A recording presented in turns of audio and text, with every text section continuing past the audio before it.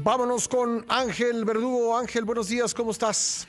Muy buenos días, Pascal. Como dijo aquel, bien y mejorando. Ahí vamos, cuidándome la garganta, que es mi instrumento de trabajo. Vamos bien, Pascal. Qué bueno, Ángel. Como dijo aquel, pero lo que no va bien es el país, Pascal. Hoy tendremos una probadita o una probadota de eso que se complica cada día más, no solo en la parte económica, Pascal, sino también en la parte política ahora.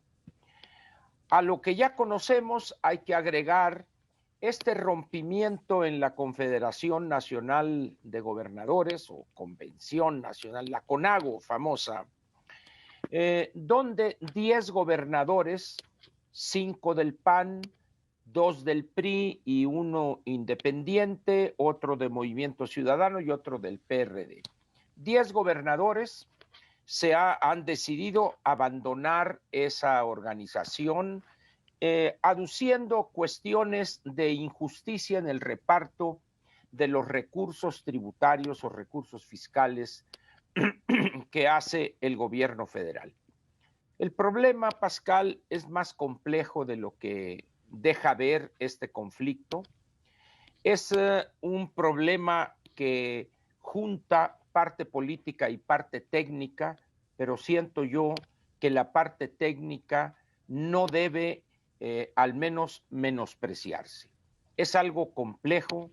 Esto es una situación generada en 1978, cuando con el presidente de aquel entonces, José López Portillo, se genera esta coordinación fiscal mediante un modelo matemático que hoy no responde a la realidad de este México del siglo XXI. Pero en fin, esperemos pues que el agua no llegue al río, que la sangre no llegue al río, Pascal, y las cosas se resuelvan. Sin embargo, dudo mucho que así suceda, particularmente cuando el proceso electoral 2020-2021 recién ha comenzado.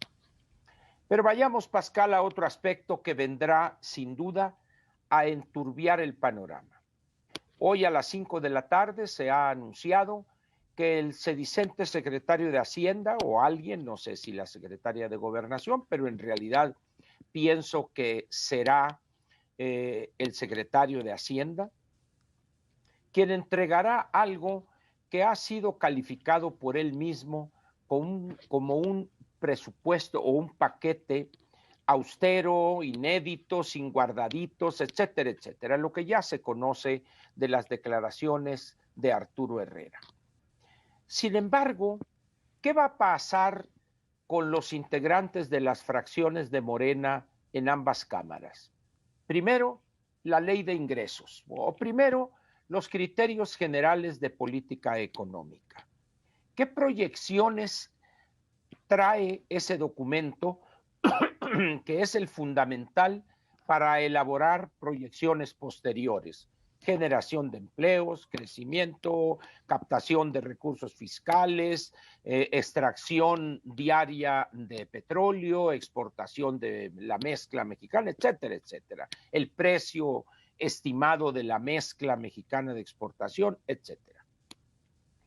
¿Qué va a pasar en el momento que la política tome el control de la negociación y en un determinado momento, ante las presiones político-electorales que ya algunos integrantes de ambas fracciones, en Cámara de Diputados y en el Senado, empiezan a sentir, empiezan a dejarse ver esas presiones por la probable respuesta de los electores ante una caída brutal de la economía este año y también posiblemente el primero y segundo trimestre del año próximo?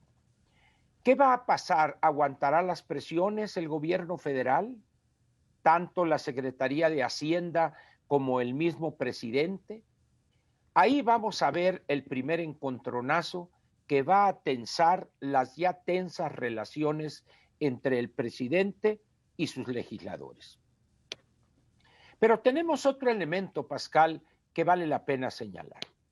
¿Cuál va a ser el papel de la oposición, si es que podría todavía hablarse de una oposición unida para dar la batalla en el presupuesto?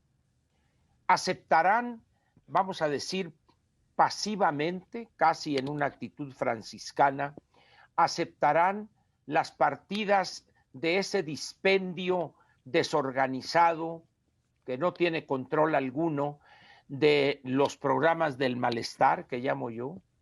Esos tres, ahora un cuarto pozo sin fondo, que es el aeropuerto de Santa Lucía, Dos Bocas, Tren Maya y el ferrocarril que cruzaría el istmo de Tehuantepec. Ahí hay tela, mucha tela de donde cortar, Pascal. Sin embargo, el presidente ha visto esas partidas presupuestales como la base sobre la cual fincaría su control de la Cámara de Diputados con 251 diputados propios, sin necesidad de tener que recurrir al apoyo o al préstamo o a el chapulineo de diputados de otros partidos afines, simpatizantes a su partido. En esas condiciones, pues, Pascal, habrá que seguir muy de cerca, más que las cifras, la discusión y los enfrentamientos que se van a dar. El primero, pues, va a ser la iniciativa de ley de ingresos, que primero se discute en Cámara de Diputados y de ahí pasa a la Cámara de Senadores, al Senado de la República. Ahí en esta última Cámara hay una fecha perentoria que es el último de octubre. Tiene que regresar aprobada o sin cambios trascendentales la ley de ingresos para que entonces sí, Cámara de Diputados en 15 días, del 1 al 15 de noviembre, se dedique a revisar, a adecuar nuevas partidas, a hacer cambios o aceptar tal cual el proyecto de decreto de presupuesto de egresos de la Federación. Ante esta situación, Pascal, te comento hoy una colaboración que seguramente leíste ya, de don Federico Reyes Heroles en nuestro periódico, en el Excelsior, donde plantea una hipótesis interesante que yo la he comentado en ocasiones anteriores, sobre todo en discusiones que he tenido con aquellos que no tienen la menor idea de los artículos constitucionales 84 y 86, donde Federico plantea la posible renuncia del presidente a partir del 1 de diciembre. ¿Y por qué plantea esa alternativa? Porque de hacerlo el presidente, y ahí da los argumentos, Federico, que vale la pena mucho leer su colaboración de hoy en Excelsior.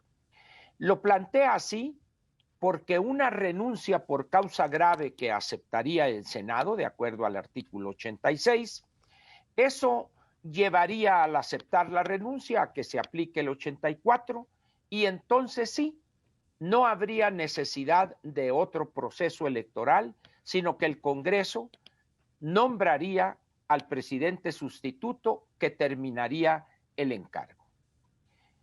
Alguien dirá, es una locura, Ángel. Pues sí, pero el mundo ha avanzado con locuras, pues.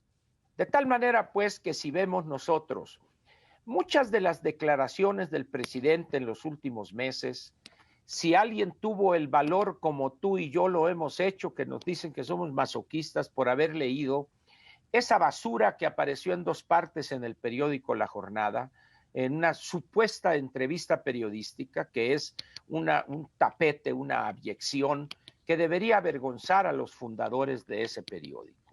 Sin embargo, ahí está, y juntémoslo pues con este paquete económico inédito, por decirlo menos, pero lo que no será inédito será los jaloneos y los enfrentamientos, primero dentro de las mismas fracciones de Morena y luego frente a diputados y senadores de la oposición. ¿Qué va a salir de ahí, Pascal?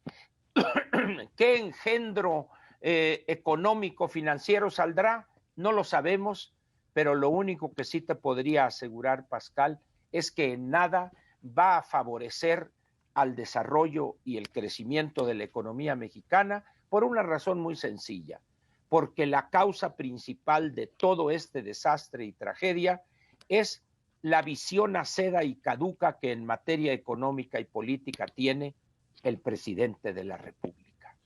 Agarremos piedras, Pascal, y estemos listos a ver hoy a las 5 de la tarde lo que entregará la Secretaría de Hacienda.